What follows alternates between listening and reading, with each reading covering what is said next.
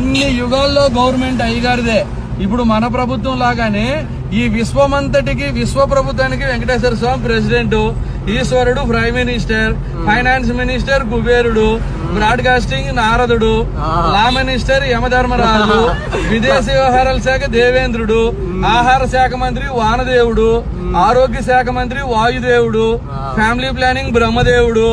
ఆ గవర్నమెంట్ లో కూడా ladies reservation education minister Saraswatidevi, world bank Lakshmidevi, defence minister Parvatidevi. Sir ఇప్పుడు వార్తలు మోసేది నారదుడే కాబట్టి టెలికాం, బ్రాడ్కాస్టింగ్, ఇంటర్నెట్, ఈమెయిల్ అన్ని నారదుడు. యమధర్మరాజుకి ఏం పని? కోటేశ్వరుడు టైం అయినా తీసుకెళ్తాడు, కూల్ చేసుకున్నాడు టైం అయినా తీసుకెళ్తాడు.